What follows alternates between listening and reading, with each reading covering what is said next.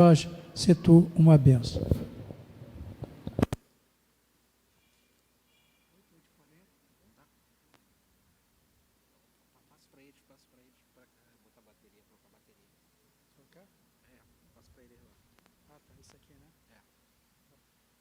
Boa noite, igreja. Tudo bem com vocês? Amém? Vamos estar aqui nesta noite, ministrando essa palavra que o Senhor colocou nos nossos corações. Nesses últimos dias, tenho orado ao Senhor e pedindo uma palavra que viesse de encontro aos nossos corações nesta noite. E aí, esse tema foi um tema que nós já trabalhamos há um tempo atrás, ainda lá na Rua 5, foi 2016, e aí eu comecei a orar ao Senhor e o Senhor começou a falar no meu coração da oportunidade de nós estarmos falando desse assunto sobre a segunda vinda do Senhor. Então são os textos que Jesus trabalha no sermão profético, Mateus 24, Mateus 25, ele trabalha várias parábolas, várias passagens falando da segunda vinda dele, de como essa segunda vinda vai acontecer e o que será feito nessa segunda vinda. Então, é o momento oportuno, depois dessa ministração, que a nossa esperança não está neste mundo, a nossa esperança está na eternidade com o Senhor. Como o pastor René falou, isso não é uma utopia, isso não é um sonho, isso é realidade. Isso é uma verdade que não pode ser mudada. Assim como esse mundo foi criado pelo Senhor, o Senhor também irá retornar aqui, estará nos levando para passar a eternidade com Ele. Então essa é a minha esperança, essa deve ser a sua esperança. Porque o mundo, todas as coisas aqui passam, todas as coisas são perecíveis ao fogo nesta terra. Tudo que passa pelo fogo queima, até a água. Ela queima, ela evapora, ela deixa de existir através do fogo. E aí todas as coisas serão provadas. E no final das contas, só aqueles que forem aprovados pelo fogo passarão a eternidade com o Senhor. Isso é uma mensagem real, isso é uma mensagem verdadeira que não pode ser mudada. O tempo passa, existem outros evangelhos que pregam outras coisas, mas o evangelho de Cristo é que um dia Ele vai voltar para buscar a sua noiva. E a sua noiva precisa estar preparada para encontrar-se com Ele. Então eu e você, como noiva de Cristo, escolhidas, adornadas, preparadas, precisamos estar com as nossas vestes irretocáveis, limpas, alvas, como a neve, brilhantes, esperando e aguardando o dia do Senhor, o grande e terrível dia do Senhor. Eu queria que você fechasse seus olhos e depois dessa ministração continuasse pedindo ao Espírito Santo que Ele te conduza a toda a verdade nesta noite. Que Ele continue ministrando no seu coração, através das músicas que foram entoadas, desde os louvores que começaram aqui. Nesta noite nós entregamos ao Senhor a nossa vida totalmente nos pés dEle, porque sabemos que o melhor lugar para estar é aos pés do Senhor, no lugar da adoração. E nós vamos nesta noite pedir ao Senhor que o Espírito Santo nos conduza àquilo que Ele quer falar conosco, aquilo que o nosso coração precisa entender nesta noite, aprender nesta noite, para que nós possamos viver a boa, perfeita e agradável vontade do Senhor. Nesta noite nós estamos aqui movidos a encontrarmos com o Senhor e neste dia ouvirmos aquela frase: vinde benditos do meu Pai, entrar para o gozo do Senhor que está preparado antes da fundação do mundo. Senhor, nós te agradecemos e pedimos ao Senhor que nos conduza a toda a verdade nessa noite, para a honra e glória do teu santo nome, em nome de Jesus. Amém e amém. Eu queria que você abrisse sua Bíblia em Mateus 25, do versículo 31, nós vamos ler até o versículo 46. Essa é uma das passagens mais lindas que nós podemos ver no sermão profético do Senhor. Mas antes de nós lermos aqui, eu tenho algumas coisas para te avisar, para te lembrar. Nós temos o aplicativo da igreja, e essa semana é a última semana que vai ter a leitura bíblica lá. Nós estamos terminando no livro do profeta Zacarias, e vamos chegar no livro do profeta Malaquias, terminando assim o Antigo Testamento, e vamos dar uma pausa de um mês aí. Vai fazer um ano que nós estamos desde agosto do ano passado colocando o texto bíblico lá. E aí agora em agosto eu vou tirar umas férias, eu e a Célia, que a Célia é companheira aí no aplicativo, e a partir de setembro nós viremos com novidades, a gente vai avisando aí.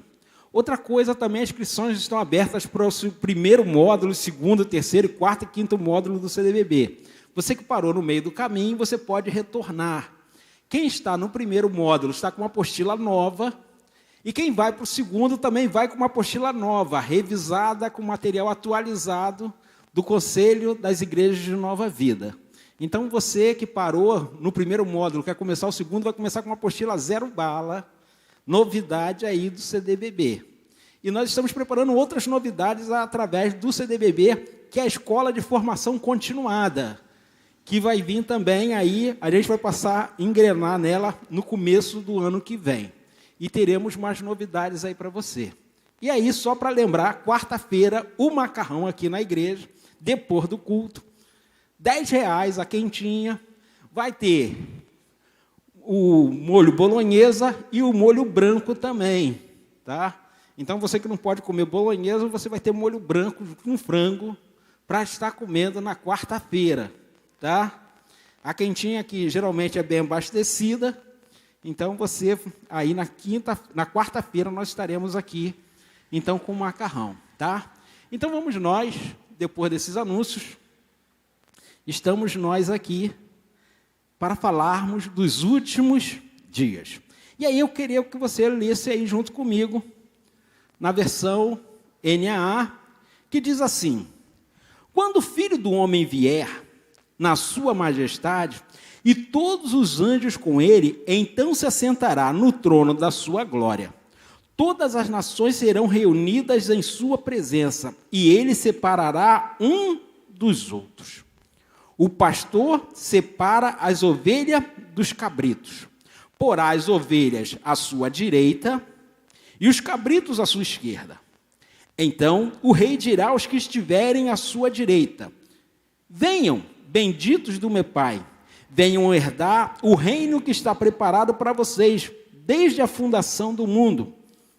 E aí ele coloca aí no 35, tive fome e vocês me deram de comer, tive sede e vocês me deram de beber, eu era forasteiro e vocês me hospedaram, estava nu e vocês me vestiram, enfermo e me visitaram, preso e foram me ver.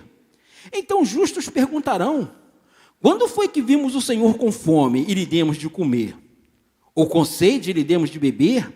E quando vimos o Senhor como forasteiro e o hospedamos? Ou nu e vestimos? Quando vimos o Senhor enfermo ou preso e fomos visitá-lo? O rei, respondendo, lhes dirá: em verdade vos digo que sempre que fizeram a um destes meus pequeninos irmãos, foi a mim que o fizeram. Então o rei dirá também aos que estiverem à sua esquerda: afaste-se de mim, malditos, para o fogo eterno, preparado para o diabo e seus anjos. Porque tive fome e vocês não me deram de comer, tive sede e vocês não me deram de beber, sendo forasteiros vocês não me hospedaram, estando nu não me vestiram, achando-me enfermo e preso e não foram me ver. Eles lhe perguntarão: quando foi que vimos o Senhor com fome, com sede, forasteiro, nu, enfermo ou preso, e não o socorremos? Então o rei responderá: em verdade lhes digo, que sempre que deixaram de fazer a um destes pequeninos, foi a mim que deixaram de fazer. E estes irão para o castigo eterno, porém os justos para a vida eterna. Isso aqui é o julgamento das nações. Todo julgamento ele é baseado em cima da lei. E aí você pode ler Levíticos, Número, Deuteronômio, que são onde estão as leis do Senhor. Mas aqui no julgamento que o Senhor vai fazer, só tem uma lei, que é o único mandamento que Jesus nos deixou. Ele diz assim: um novo mandamento vos dou. que vos ameis uns aos outros como a si mesmo. Não. Como eu vos amo. É a única lei que Jesus vai usar, é essa.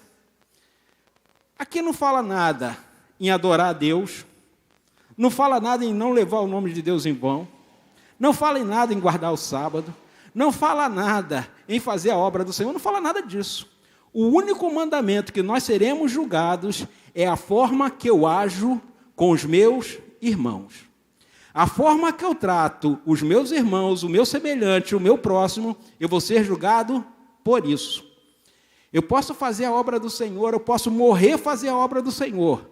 Aí o apóstolo Paulo diz, se não tiver amor, de nada vale. Eu posso tirar a minha roupa e dar a alguém, mas se não for por amor, não vale nada. Então o único mandamento que vai valer no dia do julgamento final vai ser quando eu amo o meu próximo.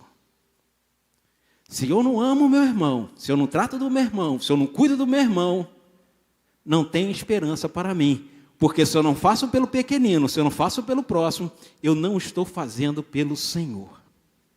Então tudo isso serve para nós.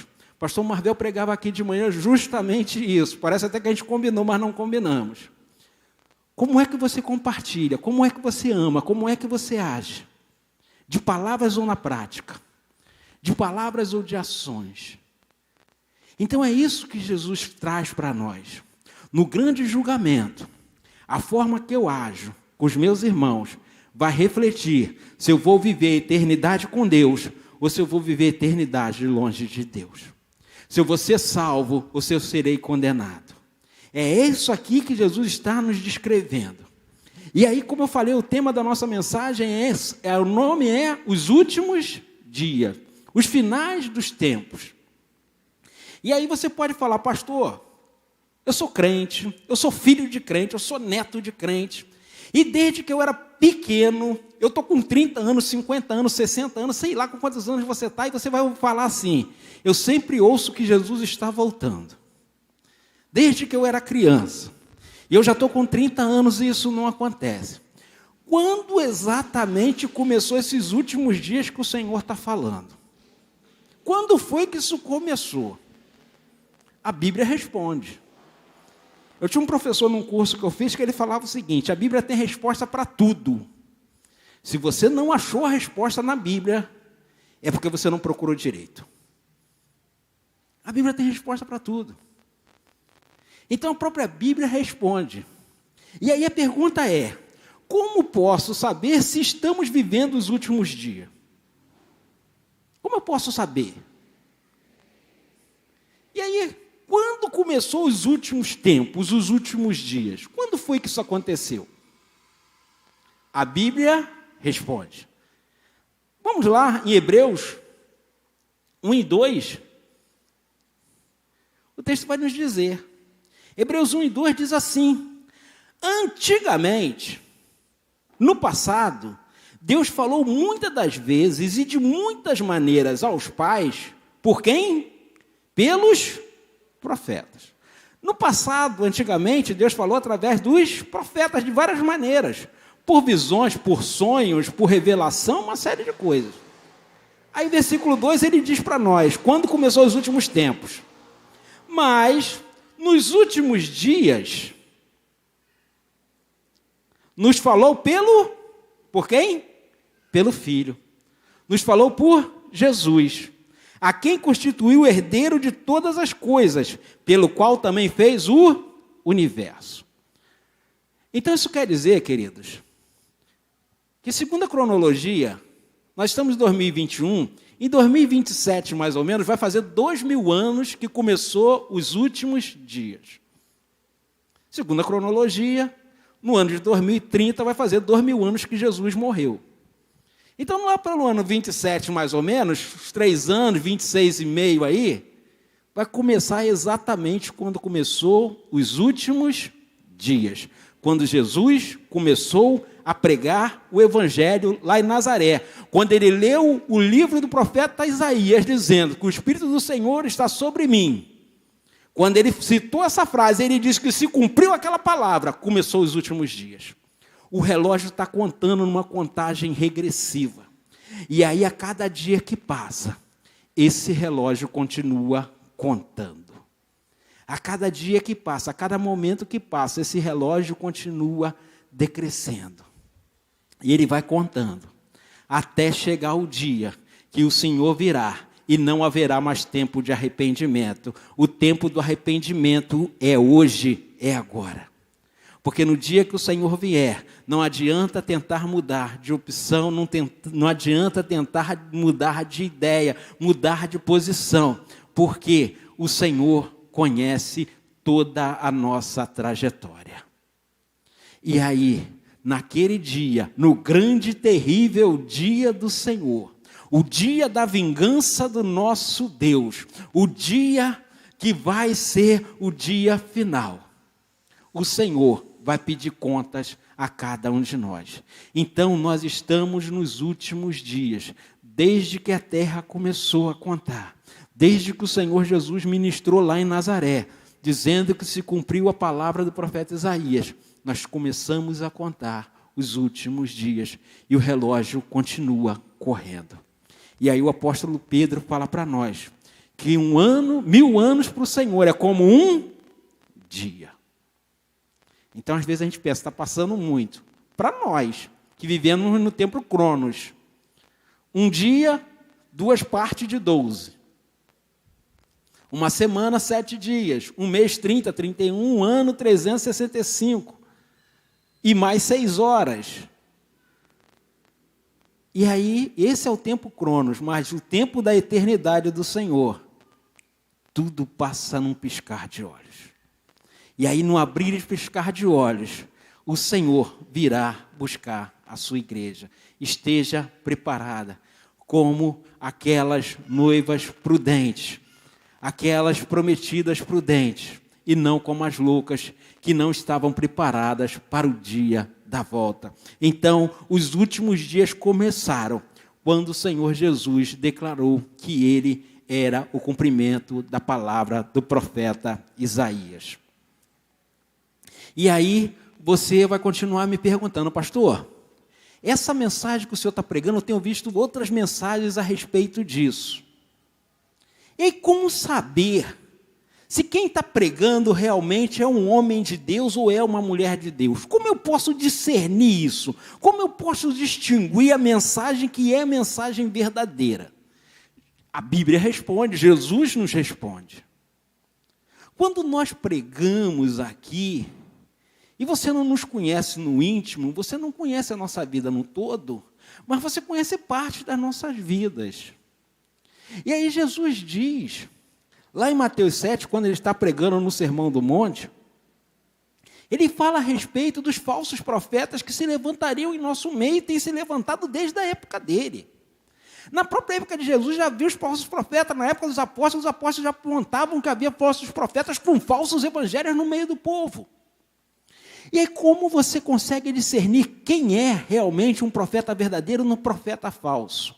E aí Jesus fala lá em Mateus 7, 20. Assim, pois, pelos seus frutos você os conhecerão. O fruto do pregador, do profeta, do homem de Deus, do mensageiro, da mulher de Deus, a vida dele, a forma que ele se comporta, o testemunho que ele dá, define a mensagem dele. O pastor, o evangelista, o pregador, seja lá o título que ele tiver, ele não pode pregar uma coisa e viver outra. Ele não pode dizer, façam o que eu falo, mas não façam o que eu faço. Porque o fruto é que define cada um de nós. Não são os dons que nos definem. Não é a nossa capacidade oral, verbal, que nos define. O que nos define é os frutos que nós deixamos, são as marcas que nós deixamos, são legados que nós deixamos nessa terra. É aquilo que nós deixamos impresso em cada pessoa através do nosso testemunho. Então, quando nós conhecemos realmente com quem nós estamos andando, aonde nós estamos andando, com as pessoas que estão ao nosso lado, os frutos vão dizer quem essas pessoas são. Ah, mas o cara é tão abençoado. Mas olha a vida, olha o testemunho, olha a prática de vida dele. E aí nós temos uma série de pessoas envolvidas em escândalos, envolvidas em tantas coisas. E aí o fruto denuncia: cuidado com quem você anda ouvindo, o que você anda ouvindo. Porque o que é palavra de Deus, ela permanece para sempre, mas o que é palavras nossas, palavras de pessoas, palavras de homens, palavras de mulheres, elas perecem com o tempo, porque não é palavra de Deus. A palavra de Deus, tudo vai passar, mas a palavra, ela permanece para sempre. Então, nós precisamos identificar aqueles que falam em nome de Deus, se realmente eles são de Deus. Pelos frutos, nós vamos conhecê-los. Então, pesquise, analise, visualize. Tem gente que fala com uma fala tão mansa, que eu fico olhando e falo: rapaz, não é possível. Eu vejo os caras falando de casamento, eu falo: rapaz, eu devo ser um marido muito ruim, que esses caras são perfeitos demais. Aí daqui a pouco estoura alguma coisa desse pessoal. O cara tem uma vida perfeita, daqui a pouco está divorciado. Não era tão perfeito assim, gente. Então a gente precisa olhar e analisar. Não é só a mensagem, mas é a prática de vida. Aquilo que se faz. Porque Jesus nos falou, nos alertou: ó, pelos frutos vocês os conhecerão. E aí a terceira coisa para nós: glorificar, louvar, orar a Deus, nos garante a salvação? Nos garante. Eu vou fazer 30 dias de jejum. Fazer jejum de Daniel, 21 dias. Fazer o jejum de Moisés, 40 dias. Está errado? Não, gente. Mas jejum não é para conseguir bens, não, gente. Jejum não é para conseguir emprego, não. Jejum não é para conseguir um favor de Deus, não. Jejum não é para isso. Se alguém está te ensinando isso, não é bíblico, tá? Se alguém está te ensinando que jejum é para conseguir algum propósito com Deus, isso não é bíblico, não. É de outra pessoa. O jejum bíblico, ele é uma forma de eu me humilhar diante de Deus, buscando o seu perdão. O dia do perdão. Como eu faço isso? Como eu exerço esse dia? Pedindo perdão a Deus e perdoando aquele que me ofende. É a oração do Pai Nosso. É uma via de mão dupla. Eu busco o perdão de Deus, mas eu tenho que perdoar aquele que me ofende. Funciona sempre assim. Não adianta eu buscar para Deus se eu não busco com o próximo. É o que Jesus fala lá no começo que a gente leu. Se eu não faço pelos pequeninos, eu não estou fazendo a Ele. Então nós vemos que o Senhor nos dá a palavra revelada. Nós só erramos porque nós queremos. Então Ele vai dizer para nós: o que nos garante a salvação? Será que orar, louvar, falar em voz alta, orar em voz alta, falar em mistério, falar em revelação, isso nos garante a salvação? Aí Jesus nos responde, lá em Mateus 7, 21. Nem todo aquele que me diz Senhor, Senhor, entrará onde? No reino dos céus. Mas aquele que faz a vontade do meu Pai que está nos céus. Então não adianta cantar, não adianta louvar, não adianta fazer música bonita, não adianta nada disso. Se não fizer a vontade do Pai. E qual é a vontade do Pai? Que eu ame o meu irmão. Que eu favoreça o meu irmão, que eu trato o meu irmão melhor do que eu me trato. Essa é a vontade do Pai. Porque é por isso que eu vou ser julgado. É por isso que eu vou ser condenado ou salvo. Então nós precisamos entender que a Bíblia ela vai nos apontando um caminho que nos últimos dias o Senhor virá. E nós precisamos estar diante dele. E aí nós chegamos num outro ponto. Além de fazer a vontade do Senhor. Então nós vemos muito no nosso meio gente fazendo milagres, gente fazendo sinais, gente fazendo prodígios, isso tudo. E aí eu fico olhando e falo, rapaz, que bom. Mas isso garante a salvação do sujeito que faz isso tudo? Não. Porque olha só o que Jesus fala no versículo 23 e 24 aí, de Mateus 7. Muitos naqueles dias vão me dizer, Senhor, nós não profetizamos em seu nome? E em seu nome não expulsamos demônios? E em seu nome não fizemos muitos milagres? Não foram poucos não, gente, muitos. Então lhes direi claramente: eu nunca conheci vocês. Afaste-se de mim, vocês que praticam o mal. Importante ressaltar que Jesus não diz que é mentira deles. Jesus não fala assim, vocês são um bando de mentirosos. Não. Os caras realmente fizeram isso, gente. Curaram, expulsaram demônios, falaram em nome do Senhor, pregaram, vidas se converteram. Mas qual era o intento do coração do indivíduo? O que tinha dentro do coração? Qual era a vontade real do coração? Qual era o desejo do coração? E aí Jesus vai falar, vocês que praticam o mal, afaste-se de mim. Porque a intenção é ruim. A intenção é má. Então isso não nos garante a salvação e a vida eterna. Fazer milagres, curar pessoas, visitar pessoas, isso não nos garante, não. Porque o que nos garante é fazer isso sim, com amor. Para que o nome do Senhor seja glorificado. E aí eu vejo, às vezes, eu ligo nos canais aí para ver algumas coisas, que eu preciso saber o que esses caras estão inventando aí, para a gente poder ter uma ideia. Porque os caras inventam tantas coisas que a gente nem tem noção. Esse pessoal devia ser publicitário, em vez de ser pastores. De tantas ideias mirabolantes que esses caras têm de arrecadar reverba. E aí eu fico vendo, e aí eles fazem umas coisas, e aí tudo está ligado a algum interesse. E aí o cara fala assim, venha na minha igreja, porque na minha igreja, venha no dia que eu estou pregando. Ou seja, a glória é do Senhor? Não, a glória é da igreja dele e dele. Na minha igreja resolve, você já deve ter visto isso na televisão. Na igreja tal resolve. A glória é do Senhor? Não, a glória é da igreja, a glória é do homem. E Deus não compartilha, não divide a glória dele com ninguém. Vós que praticais a iniquidade. Sabe que está errando, sabe que está desvirtuando a palavra, sabe que está tirando a palavra do eixo, do centro, mas mesmo assim continua fazendo. Isso é praticar a iniquidade. É você saber que está cometendo o erro e continua. Porque tem outro interesse que não é glorificar o nome do Senhor. E aí o Senhor nos diz, afaste-se de mim, vocês que praticam o mal. Eu não conheço vocês. Vocês não me representam. E aí Jesus continua. E aí vem uma pergunta para mim e para você. Pastor, o senhor falou que orar, que louvar, que fazer um montão de coisa não me garante a salvação. Que fazer milagres, curar pessoas, fazer um montão de coisas também não garante a salvação. Aí a pergunta é, o que me garante a salvação? A gente já falou. Mas aí, como a repetição é didática e pedagógica, nós vamos falar de novo.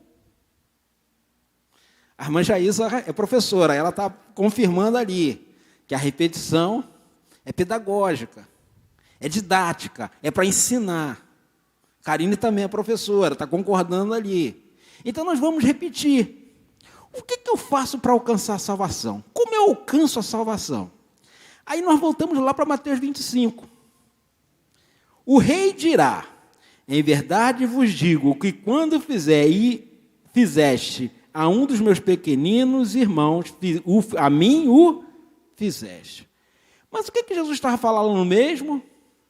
Visitar as pessoas, cuidar das pessoas, vestir as pessoas, amar as pessoas. É isso que nos garante a salvação. Não é vir no culto 7 dias por semana e fazer um montão de coisa, e doar verba, e fazer não sei... Não é isso não, gente. É cuidar do outro. É cuidar dos irmãos. É abraçar, é amar, é chamar, é buscar, é cuidar do outro. É isso que nos garante a salvação e a vida eterna. Ah, pastor! Então, se eu cuidar do outro, amar o outro, fizer pelo outro, eu garanto a salvação? Precisa de mais. Não é só isso. Não é só isso. Então se eu fizer caridade, se eu fizer um trabalho social, se eu abrir uma ONG, é só isso? Não. Tem mais. Isso e além. Se eu não fizer isso, eu não estou fazendo a outra. As coisas estão ligadas. Além de eu fazer o bem ao próximo, de servir ao próximo, de abençoar o próximo, de cuidar do próximo, eu preciso fazer o fundamental e essencial. E aí eu queria que você abrisse sua Bíblia, livro de Atos 16, 31, que o apóstolo Paulo vai dizer o que é preciso fazer para garantir a salvação. Para termos a salvação em Cristo Jesus. Aí ele diz lá para nós, além de cuidarmos do próximo, além de amarmos os irmãos, o que nós precisamos fazer? Ele diz lá, creia no Senhor Jesus e será salvo. Quem? Todos aqueles que te seguem. Todos aqueles que estão junto com você. No mesmo propósito de crer. Então a salvação, ela está na confiança e na crença que nós temos no Senhor Jesus. Só fazer a obra não resolve. Só amar as pessoas não resolve. Só fazer a caridade não resolve. Nós precisamos, além disso, crer no Senhor. Porque quando eu creio, há outras coisas vêm junto. Se eu amo ao Senhor, eu cuido do próximo. É prática. Uma coisa está atrelada ao outro. O apóstolo João, na primeira carta que ele escreve, eu digo sempre para quem quer testar o seu evangelho, testar se é um bom crente mesmo, leia a carta de 1 João. Se você ler aquilo ali e não pensar numa mudança, ou você é um crente muito bom, ou você é hipócrita. Porque toda vez que eu leio, João diz assim, aquele que diz estar na luz, como ele está na luz, deve ter comunhão com os outros. E o sangue de Cristo o purifica de todo o pecado. O cara que diz que é crente, mas não vem na igreja, porque na igreja só tem gente com defeito, ele é um hipócrita, ele não é crente não, gente. Porque não sou eu que estou dizendo não, é João. Porque ele disse, eu estou na luz, como Cristo está na luz, eu tenho comunhão com o irmão. É um princípio, não tem como mudar. O que define a minha comunhão com Cristo é a comunhão que eu tenho com a igreja. A minha comunhão que eu tenho com você define a comunhão que eu tenho com Cristo. Se eu não tenho comunhão com os meus irmãos, eu não posso ter comunhão com Cristo. Não sou eu que estou falando, é a palavra. Aquele que diz que ama a Deus e odeia o seu irmão é mentiroso. Então, quando nós ouvimos João falando, lemos os seus textos, nós começamos a falar, eu preciso ser um crente melhor. Eu preciso amar, não somente com palavras, mas com ações. Porque esse é o Evangelho de Cristo. E aí, para nós terminarmos, o que nós precisamos fazer nesses últimos dias? A parábola das 10 virgens é uma parábola que eu gosto muito porque ela traz algumas lições para nós. 10 mulheres, 10 noivas, 5 prudentes e 5 loucas. Importante ressaltar que o texto é muito claro, não diz que as 5 nércias ou loucas estavam em pecado. Não diz que elas tinham adulterado. Diz que elas não estavam apercebidas. Elas estavam distraídas. Não estavam atentas. Não fala nada de pecado, gente. Não fala nada que tinham se desviado. Fala que elas não estavam atentas na hora que o noivo veio. Você está atenta para a volta do Senhor? Você está aguardando a volta do Senhor? Se o Senhor descer nas nuvens, você vai ouvir do Senhor, benditos do meu Pai? Se o Senhor voltar hoje, se o Senhor te chamar hoje, pode ser que o Senhor não volte, mas pode ser que o Senhor te chame. Você está preparado para a vinda do Senhor? Você está preparado para o Senhor? Você está preparado para o grande e terrível dia, o dia da vingança do nosso Deus? O dia do jubileu, que é o dia do Senhor quebrar as correntes da nossa escravidão a este mundo. É o dia que o Senhor nos chama para um concerto. E aí, os últimos dias, no grande e terrível dia do Senhor, o Senhor irá nos julgar. E aí, chamando para cada um de nós, o que você tem apresentado ao Senhor? O que você tem guardado para quem é? O que você tem ajuntado para quem é? O que você tem feito com a palavra de vida e de salvação que você tem ouvido? Você tem guardado, você tem compartilhado com outros? Você tem anunciado a outros que o Senhor está voltando? Ou você acha que isso não vai acontecer nunca? Ou você acha que a gente vai viver a vida inteira e o Senhor nunca vai voltar? Sabe por que o Senhor ainda não voltou? Porque Ele está dando oportunidade para que eu e você possamos nos voltar para Ele e termos uma vida plena, uma vida abundante diante dEle. Mas um dia, esse relógio vai parar. A conta vai terminar e o Senhor vai voltar. E aí Ele vai perguntar, vai chamar pelo seu nome, e aí Ele vai perguntar, o que você tem guardado, para quem foi?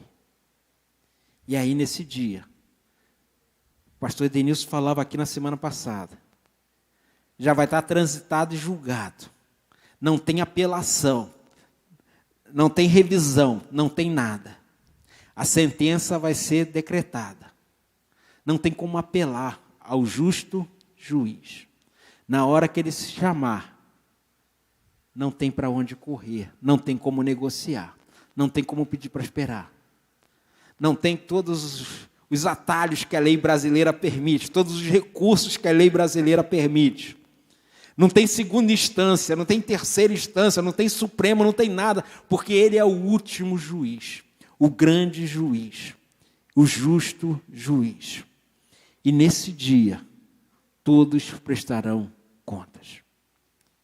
E aí eu pergunto, o que você tem feito? Como você tem vivido?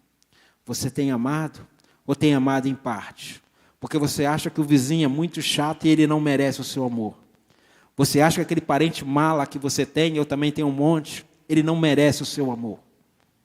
Jesus não está falando de merecimento, Ele está falando de ordenança.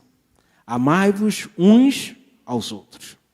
Ele não está falando se a gente gosta ou não da pessoa. Ele está dando um mandamento. E o mandamento é para ser obedecido. Então precisamos amar de prática. E eu queria que você ficasse de pé. E aí o Senhor nesta noite, Ele te chama para esse concerto. E aí de repente você é crente. E tem vivido uma vida dissoluta. Tem vivido uma vida esperando tantas outras coisas. E está se esquecendo que esse dia está perto. Que a vinda do Senhor está perto. Que a qualquer momento o Senhor pode te chamar. E aí pode ser que o seu nome não esteja escrito no livro da vida. Mas pastor, eu estou todo dia na igreja, como eu falei, não adianta. Só isso não resolve. Só isso não é a solução. Pastor, eu oro pelas pessoas, só isso não é a solução.